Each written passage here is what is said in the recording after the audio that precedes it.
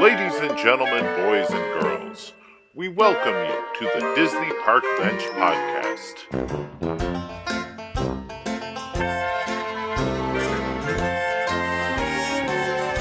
Please give a warm welcome to your hosts, the Disney Utilidorks. Hello and welcome to the 5th episode of the Disney Park Bench Podcast. We are about 2, maybe 3 weeks late. We took a little bit of a hiatus in June. We had some personal stuff going on that set things behind, but we're back and we're ready to record a new podcast for you. I'm Justin, as always. My co-host Amanda is with me. Hi. So we've got interesting topic to discuss tonight, but I guess tonight for us, I don't know when you're listening to it. You could be listening to it on your way to work in the morning. Maybe you work at Disney World and you listen to us.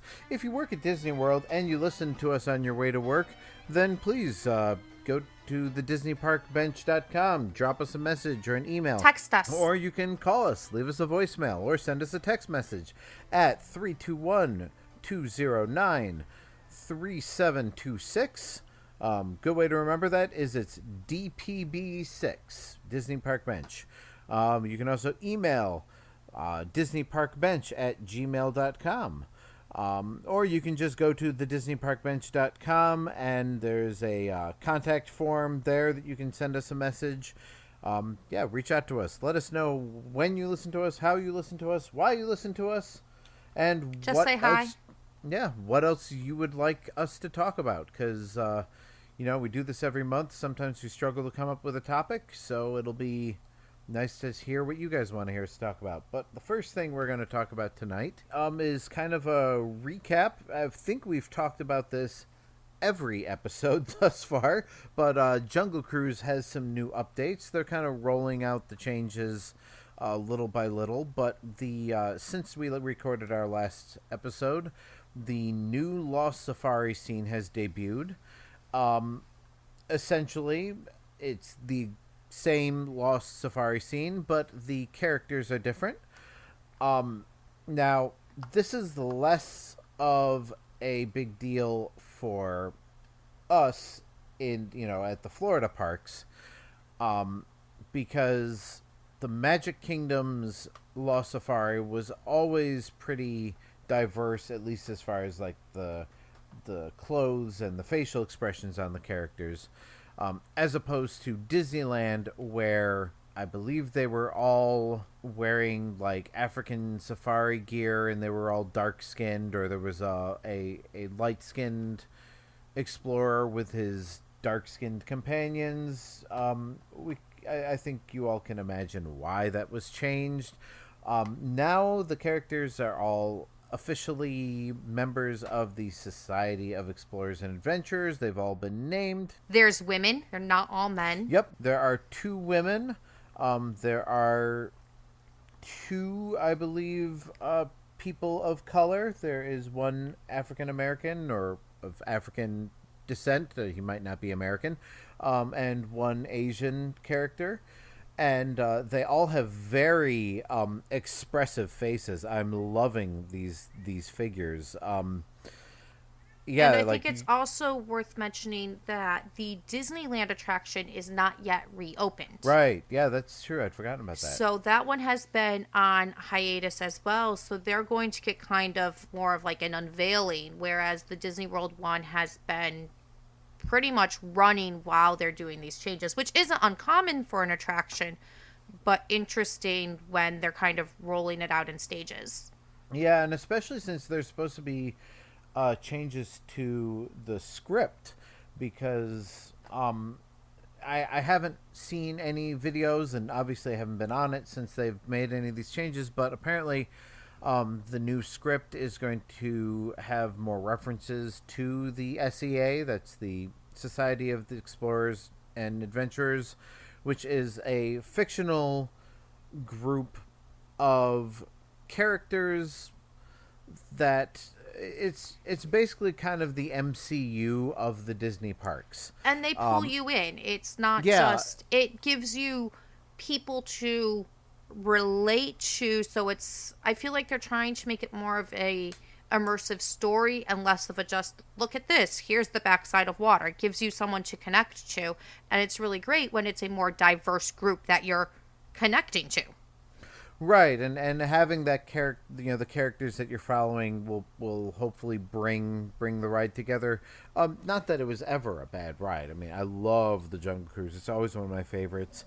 And I love the cheesy puns. The worse they are, the better they are. And I'm sure none of that has changed or is going to change, but there's going to be a little bit more story, more character. The expressions on these characters are amazing. They're exaggerated lifelike. Like they look like real people, but just slightly cartoonified. Which is what you're looking for on a ride like that. Like the Jungle Cruise has never taken itself too seriously, and I think they're really trying to get you. When you're just looking at somebody, it's like, oh, there's a face. That's one thing. But when you're looking at them and it pulls you in with like this expression, it gives you something to relate to and pulls you in on like that more emotional level. Right, and just the assortment, and there's just so much character in this, and really, the figures and the faces and all that are the only thing that's changing here. Like, I wouldn't be surprised if they use the exact same animatronics to move these characters, because it's literally the exact same scene. A bunch of people get chased up a tree or a pole or something by a rhinoceros, and they're all, bobbing up and down trying to get away. And you don't want to be the one on the bottom. Right, because, you'll get the point in the end. Thank you. But so I mean, that's probably the biggest change. They've also removed all of the native characters, the dancing characters, and the ambush, I believe, has all been removed. They're starting to install the new scenes. If the new scenes are anything like the ones they've already unveiled, the changes are nothing but good. Yeah, I mean, more detail, more character. I'm all for it. Trader Sam's Lost and Found has been built. I believe is still being decorated. Has yet to be unveiled. We've kind of talked this topic to death, but there's constant updates to it, so I always want to mention it. And this in particular, this is kind of old news because we're in July now, and this was all announced over a month ago by the time you're hearing this. But since we didn't have an episode last month, I wanted to bring it up. Besides that, now that it is July, Disney's got a lot of announcements in the past week or two about upcoming things, returning things. Amanda, you've got the scoop on a lot of this stuff. You want to tell us what we have to look forward to in the latter half of 2021? Well, first, the nighttime entertainment is back. And as somebody that can hear those fireworks from my back porch, it has been a very quiet past 16 months. It is crazy to think that those fireworks have not been going off for the past 400 plus days. So starting July 1st, today, up and running, fireworks are back in the Central Florida skies. But October 1st, the new Disney Enchantment show is coming to Magic Kingdom. They have new perimeter fireworks. The launch sites are being set up for those. They've released concept art. It looks like it's going to be incredible. All of that for the 50th anniversary.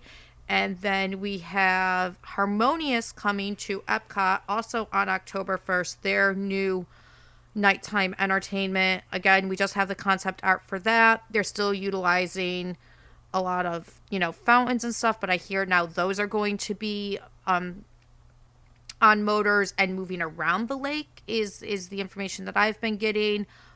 Big screens, a lot of stuff going on there. So both of those are going to be coming October 1st. Super excited. It's nice to know that they're finally doing something to justify having those barges in the middle of the lagoon. I'm trying my best to remain positive about them. As somebody who loved Illuminations, has, personal connection to Illuminations, cried my eyes out when it left, I am nothing could ever replace Illuminations for me. So I'm excited about this one though, and I think that tells you something. If it's as good as the art that they're putting out, it's really going to be an incredible show that's kind of worthy of that prominent spot and that nighttime time slot. Well, I'm not even worried about the nighttime part. It's the daytime part that Well, everybody is kind of concerned with, is the fact that these big black barges are out there, and they say that they're going to be fountains, some sort of display during the daytime, so they're not quite so an eyesore. big and black and ugly. But I don't know. I am officially returning to Walt Disney World in the foreseeable future. So by the time I'm there, I will get to see Harmonious. I will get to see, what's the Magic Kingdom one called again? Enchantment. Disney Enchantment. And as long as annual passes are back and being sold, I will be there that night trying to see both of them in the same evening if possible, depending on what time slot they're put into. As I said, I will be there in 2022, so I will get my first-hand experience with it, so that'll be nice. Hopefully I'll get to also experience Rise of the Resistance and Mickey's Runaway Railway, and by then hopefully the Tron Light Cycle Coaster and the Guardians of the Galaxy Coaster will be open as well. I know that that's their plan, but it's kind of a nebulous during the celebration sort of thing. So I'm excited for the new nighttime shows. I am going to miss Happily Ever After. I loved Happily Ever After. I loved the music in Happily Ever After and the narration and all of that. So hopefully what they have to replace it will be worth it. I'm confident every time Disney has replaced a nighttime show, it has been better than the previous one. Wishes was better than Fantasy in the Sky. Happily Ever After was better than Wishes. So, Enchantment looks like it's going to be really awesome. Yeah. Illuminations just got better and better. And then we had, Reflections of Earth, which was so good it lasted for almost 20 years. I mean, Epcot Forever was... It was there, at least. It was filler, but I enjoyed it. Lots of good old-fashioned Epcot references. There's also, to jump back to Magic Kingdom, Mickey's Not So Scary Halloween Party is not back. Right, they're doing the Boo Bash. Yeah, which I don't know a whole lot about other than the fact that there will be trick-or-treating. Yeah, there's not, it's only 3 hours, which is, if I'm correct, is shorter than the Mickey's Not So Scary Halloween Party time slot. How long is it again? 3 hours. That sounds about right. 9 to midnight or 9:30 to 12:30. Yeah. It always seems like longer because the parks are, it's such limited attendance that you don't have those long waits that you get. There's still entertainment, ghoulishly great according to them. So there's the Halloween cavalcade. There's still going to be like the character sightings. There's going to be the, especially around the Haunted Mansion. There is still trick-or-treating. There's going to be, of course, all of the themed, food and drinks. But I think it's interesting that they've rebranded it. They're not doing Not So Scary Halloween Party. Boo Bash is a replacement, but I feel like they're definitely sending a message with that.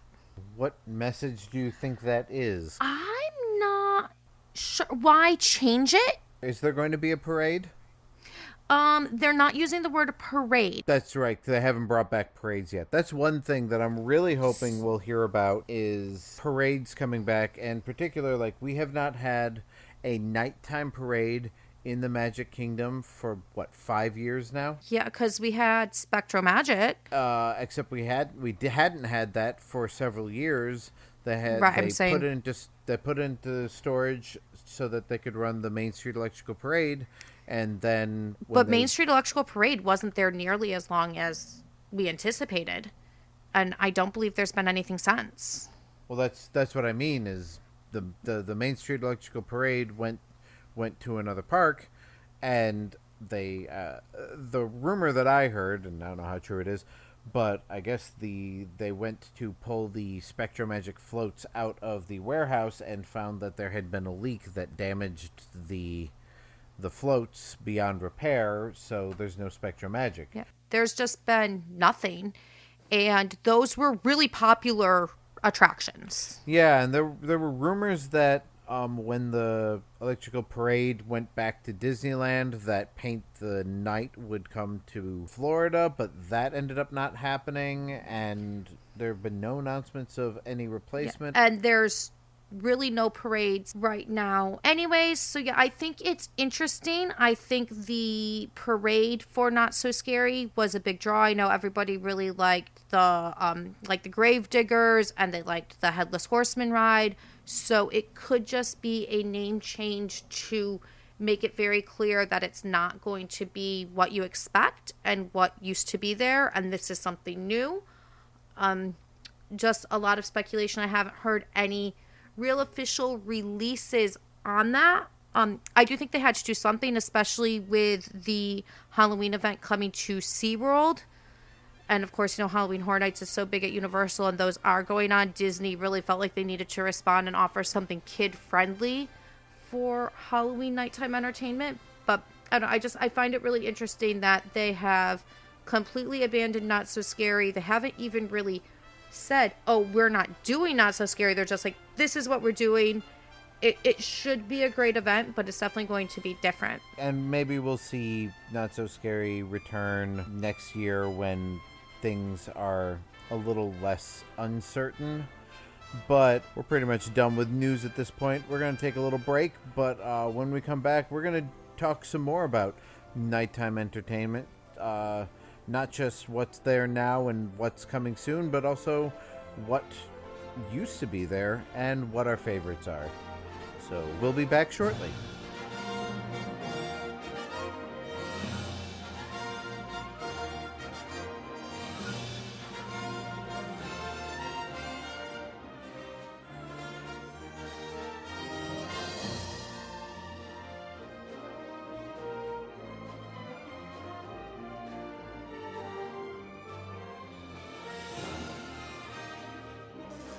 All right, and we're back, and as we were discussing at the end of the last segment, nighttime entertainment, that's going to be our topic of discussion tonight. Not just the current and upcoming nighttime entertainment, but past nighttime entertainment, our favorite nighttime entertainment that we didn't see but wish we could have. So, yeah, let's get into it. As usual, I go way back. My first trip to Disney World was in '89. So we had the Fantasy in the Sky, which was the longest running nighttime entertainment until Illuminations Reflections of Earth, I believe. I mean, Fantasy in the Sky ran in one form or another from 1971 until 2005.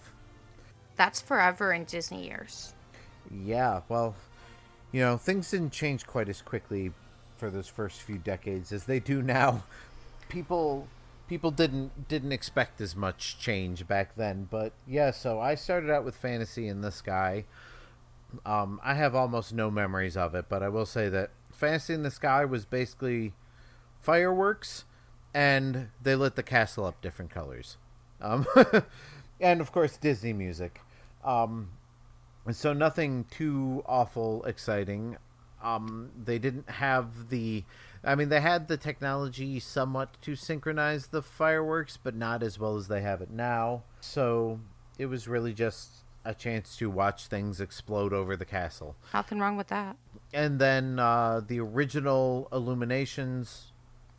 Yeah, I did see the original Illuminations. I have absolutely no memory of it. I have vague memories of the third iteration of Illuminations. So, okay, so funny little history here. There was the original Illuminations that debuted, a couple of years after Epcot Center opened. And then for the 25th anniversary of Walt Disney World in 1996, they had Illuminations 25, with a whole new musical score, which featured much poppier and livelier music instead of the medley of classical music that the original Illuminations had, and it was not very popular. That version I never saw. I did see the version that replaced it very quickly afterwards. I think it was in the same year. That was more or less the same show as far as like pyrotechnics and the projections on the ball, but they replaced all the music with classical music. And the original Illuminations, I don't know if you knew this, Amanda, the original Illuminations didn't have the giant TV screen ball. Oh, I love that ball. The globe. They had a ball that came out into the middle of the lagoon, but they projected lasers on it. I know they do that on Spaceship Earth during special events. Oh, yeah. You're right. Yeah, it was on Spaceship Earth. You're right.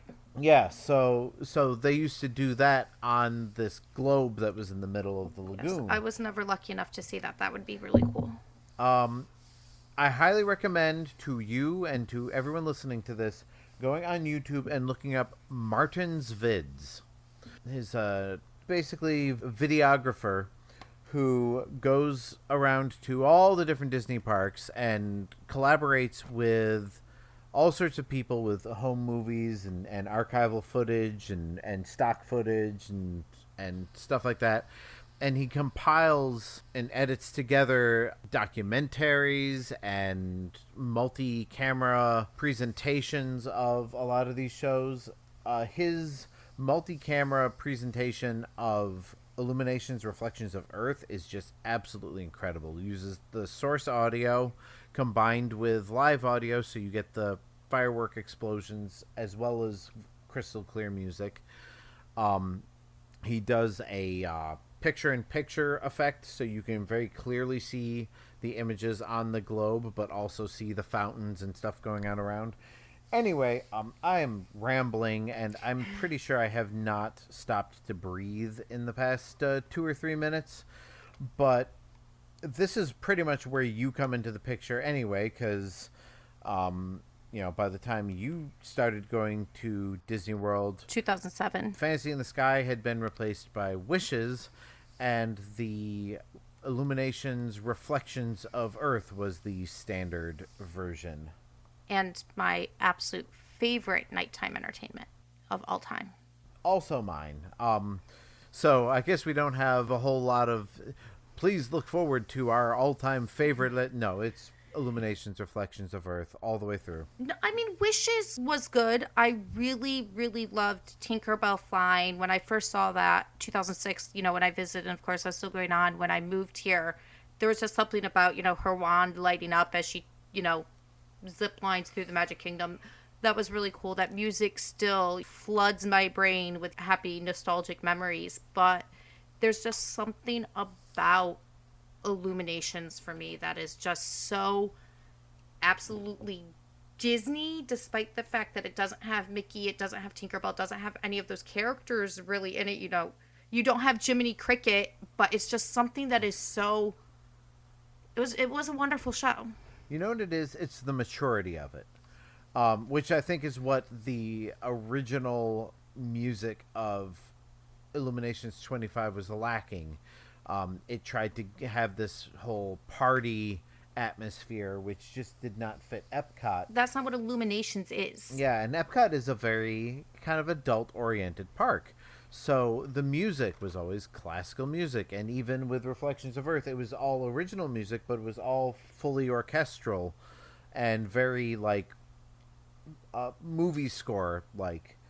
I love that music. It was the processional for my wedding. Yeah, I love that music. It's an amazing score, and I recently found a YouTube video that plays the music while also playing the sheet music along with it. And as somebody who absolutely loves music, my God, the time signature changes are a thing of beauty. The fact that it can change time signatures and key signatures so many times in such short segments of music without ever feeling like it has no cohesion. It's flawless. Yeah, just brilliant composition. And to me, Illuminations is the opposite of Phantasmic. Like, Phantasmic is a wonderful show. I know a lot of people where Phantasmic is one of their favorite attractions.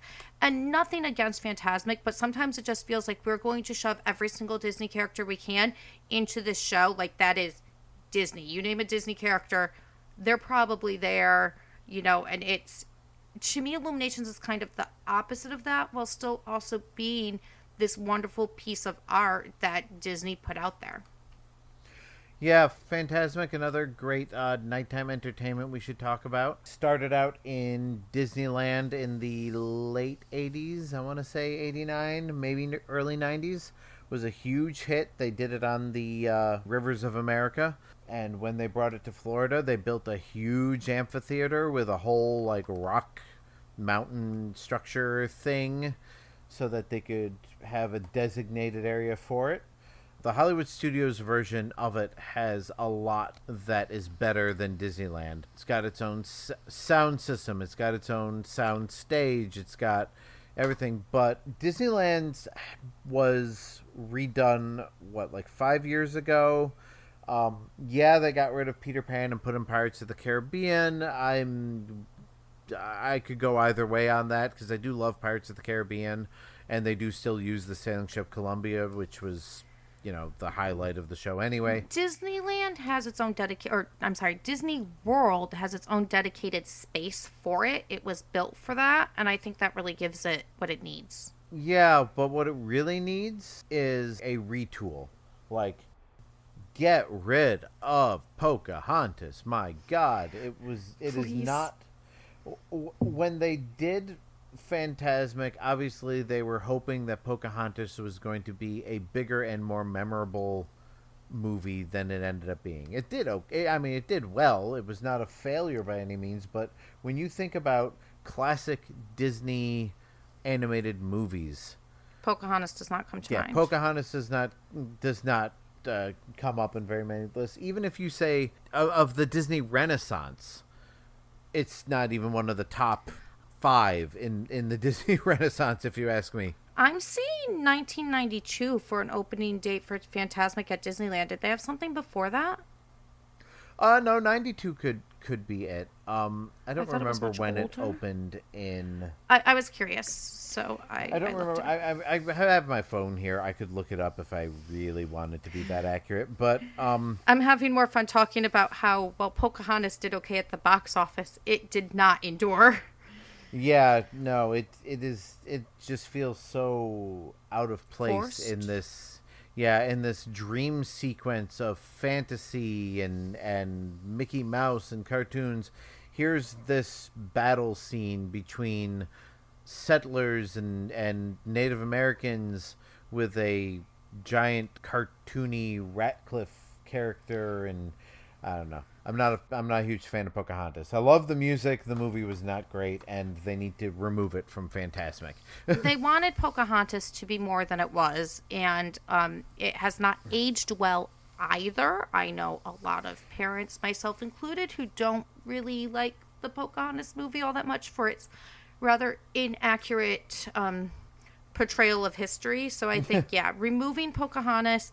We don't need to blacklist it, but I don't think it belongs in the middle of Phantasmic, which is otherwise, I think, a really great show. I think that's why I feel like they shoehorn every character in there, because the Pocahontas part is definitely forced. Well, and that was kind of the point of the show, even in Disneyland. But yeah, even political incorrectness and historical incorrectness notwithstanding, even it's just thematically out of place. Agreed.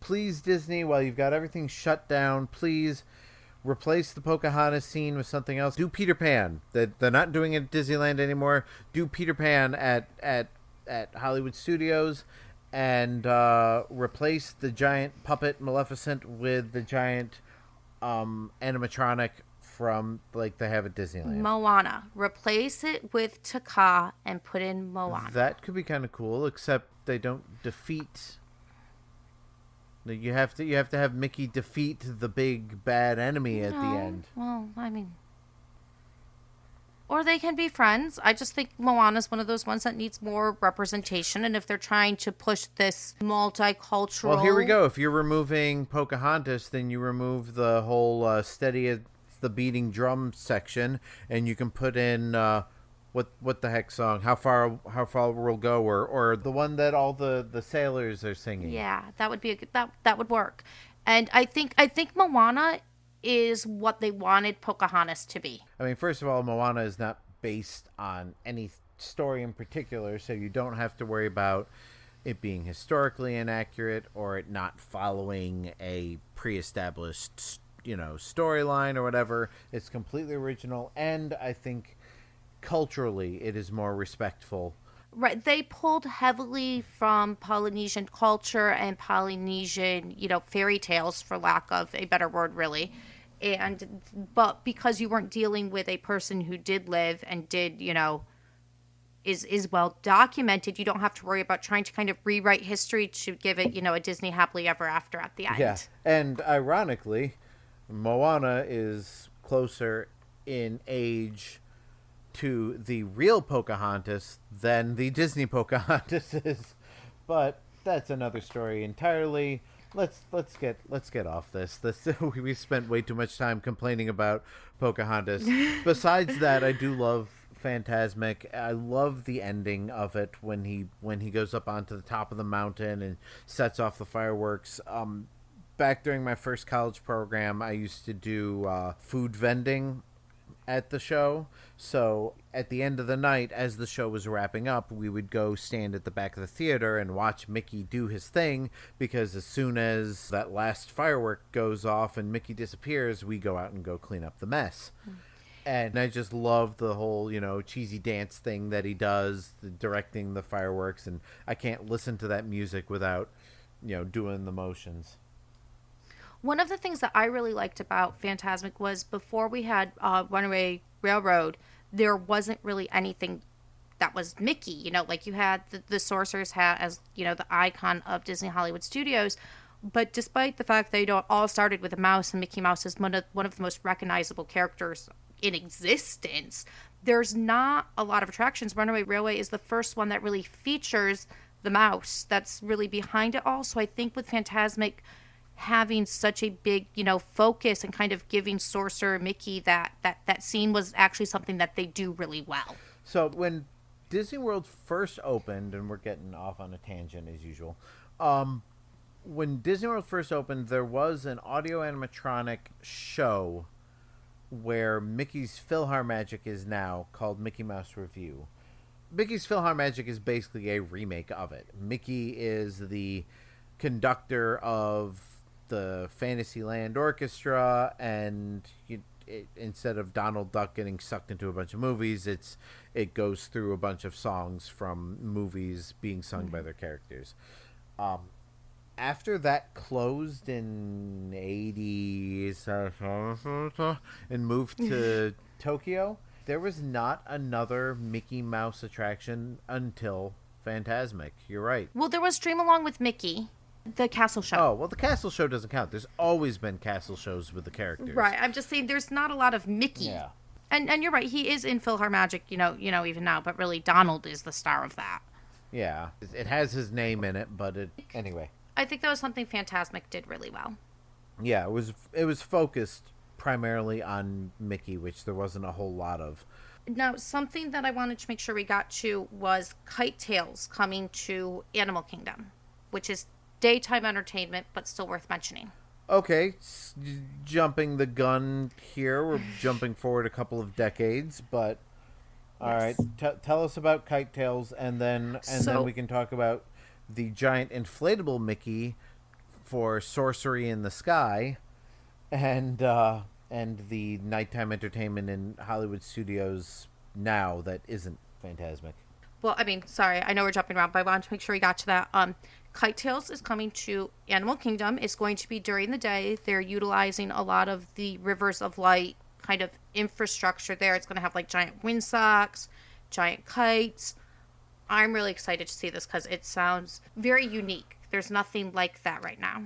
I'm guessing they're basically reusing the ones that they had in Epcot Forever. Probably. They have not specifically stated that. I am not as familiar with Epcot Forever, but that would make a lot of sense. Use what you have. I can't believe I forgot to mention this, but Hollywood Studios, I'm sorry, the Disney MGM Studios, when it first opened, also had a nighttime show. It was a fireworks display that was put on behind the Chinese theater called Sorcery in the Sky, that was based mostly around Fantasia music. I think it had two parts. The first part was classic Hollywood music, and the second part was Fantasia music. And during the finale, they had a giant inflatable sorcerer Mickey that would pop up from one of the roofs of the Chinese theater and shoot fireworks out of its finger. So, good old 80s Disney there.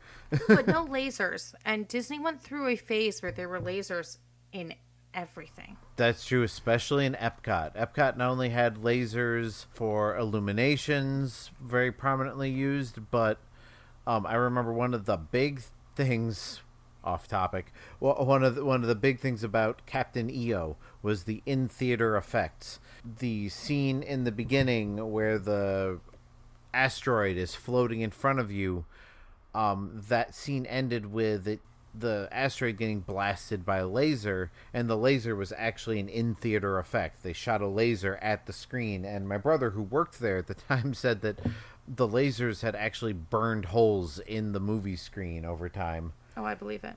But I mean, if we're going to talk about oddly placed lasers, Little Mermaid attraction at Hollywood Studios. Yep, this is another one.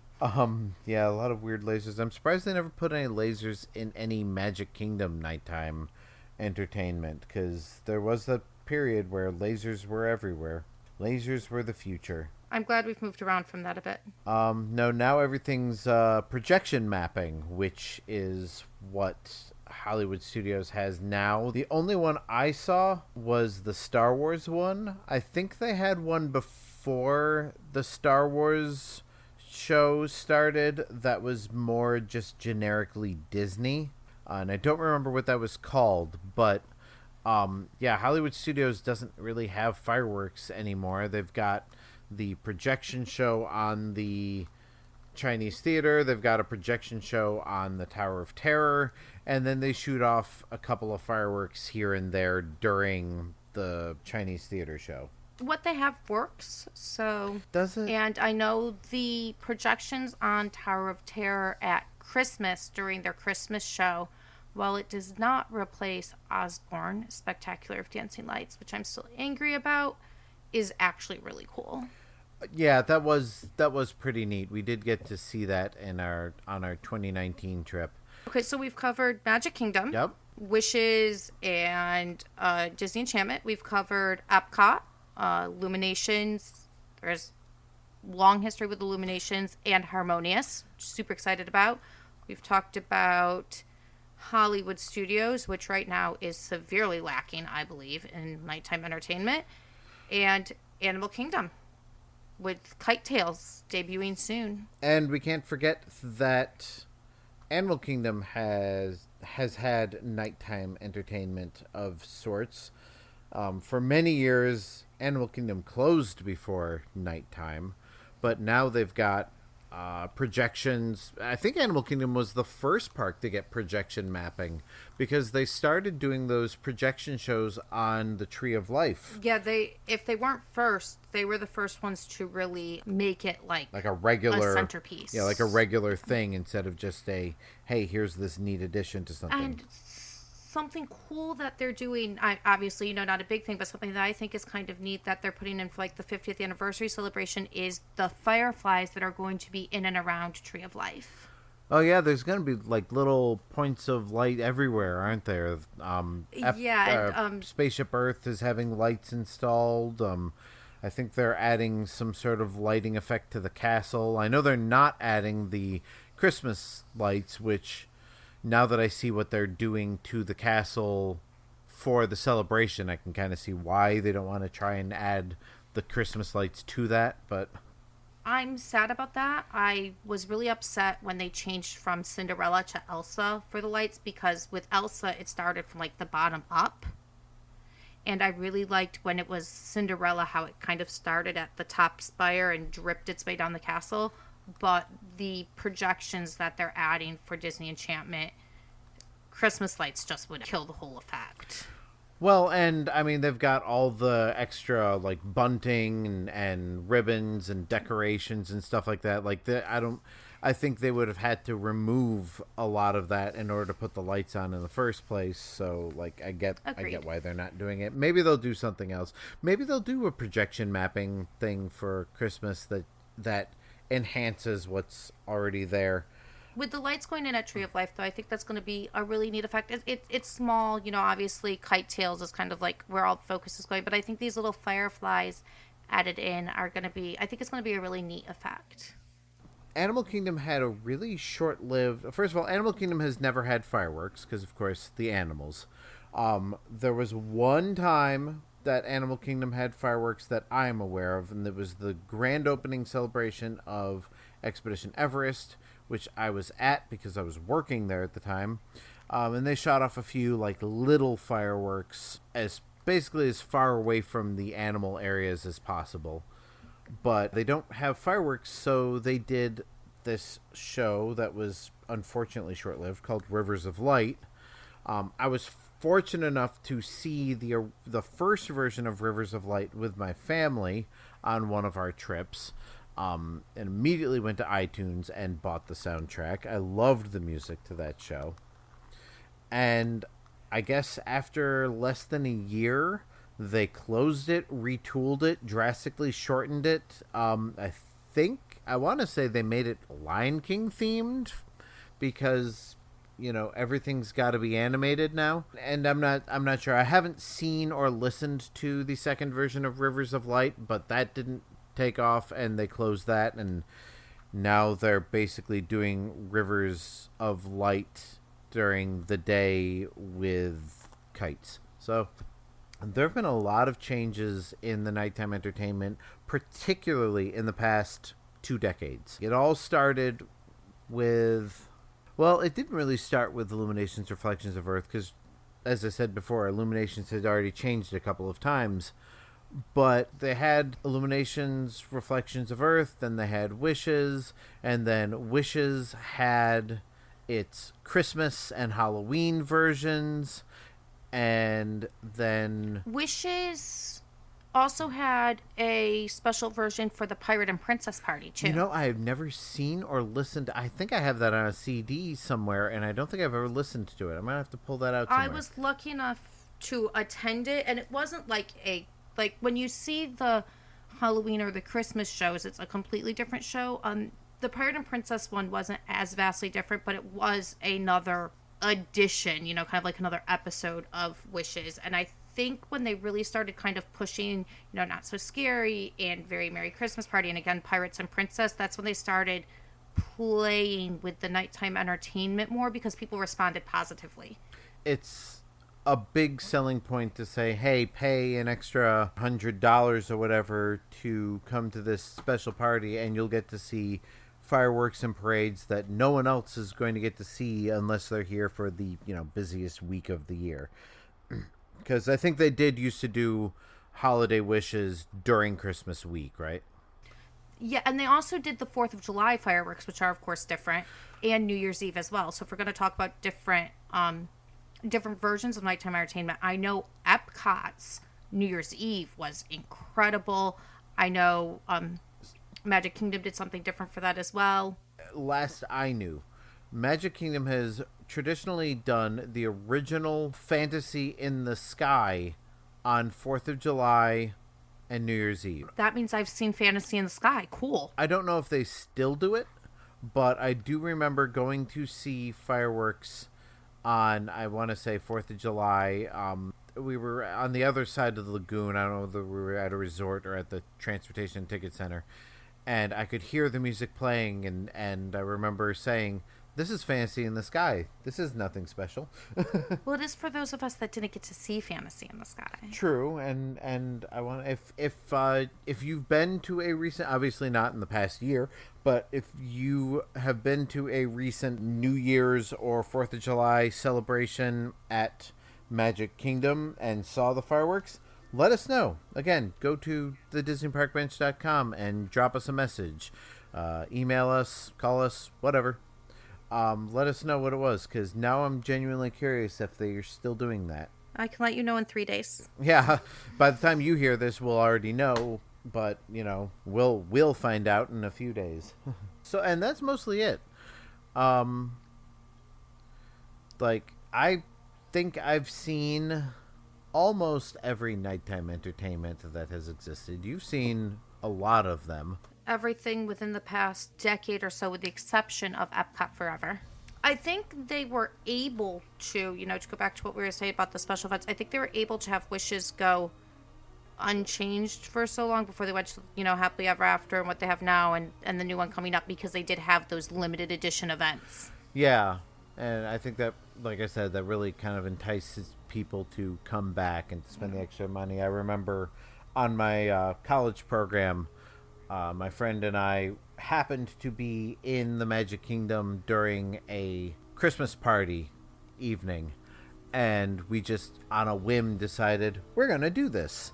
So we, just went to City Hall and bought our tickets and stayed and watched the parade and had our cookies and rode the rides with no wait. And we cried during the fireworks because, we're both from upstate New York and far away from our families, and they play There's No Place Like Home for the Holidays during holiday wishes, and every time. And we got weepy.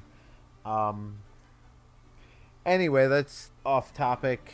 We'll talk about holiday celebrations at the next holiday. But, yeah, I think that wraps up our discussion for this month. Hopefully, you all found it informative and interesting and not at all disorganized. Oh, we left out one thing. What did we forget? The one with the floats. What? On the one electrical light parade the or electrical something. water pageant. Thank you, yes. electrical water pageant. And you know what else you just reminded me of? I can't believe I forgot this, because it was one of my favorite. It was actually more of an evening entertainment than a nighttime entertainment, and they still use the music from it. Tapestry of Nations, the sunset parade that they briefly did at Epcot, and then turned it into Tapestry of Dreams, which then went away, and now there's no parade in Epcot anymore. But after the fireworks are over, and hopefully, now that there are fireworks, after the fireworks are over, they play this kind of African-sounding music that lasts pretty much as long as it takes you to walk from the American Adventure to Spaceship Earth out of the park. And that music is actually the music from the Tapestry of Nation parades, if you didn't know. And it was an amazing parade and has amazing music. Once again, Epcot knocking it out of the park with entertainment music. So Harmonious has a lot to live up to. Yes. Anyway, we've wrapped this conversation up a few times. We've been talking for about an hour now, and I need to get to bed. Same. So we will try not to miss another episode. I know, like I said, the website's schedule has been way out of whack. We've had stuff going on at home and family, and unfortunately it's just pretty much the two of us. I do most of the website stuff, and Amanda's here for the podcast, so when we're not available, nothing happens. So with that, I will say, go to, once again, thedisneyparkbench.com. Read our blogs, listen to our past podcast episodes, check out our guides. The one thing that did get posted during the month of June was the second guide to Walt Disney World, the Utilidork's guide to Walt Disney World attractions, which has charts about every attraction in all 4 Walt Disney World parks and what their approximate run times are, what their value is for, the wait you're going to have, and all sorts of interesting information. So be sure to check that out. If you have something to contribute, go to the DisneyParkBench.com and click on any of the Join Us buttons or become a Utilidork or whatever the buttons are called, and let us know how you want to contribute. We're always looking for writers, content producers, photographers, videographers, editors. For the love of God, I would love to have an editor. Join us. Come to the dark side. Yes, please join us. We would love to have you on the team and have more voices, more writers, more content, more everything. Let's make the Disney Park Bench the best Disney World related website on the internet. If you can dream it, you can do it. See you real soon.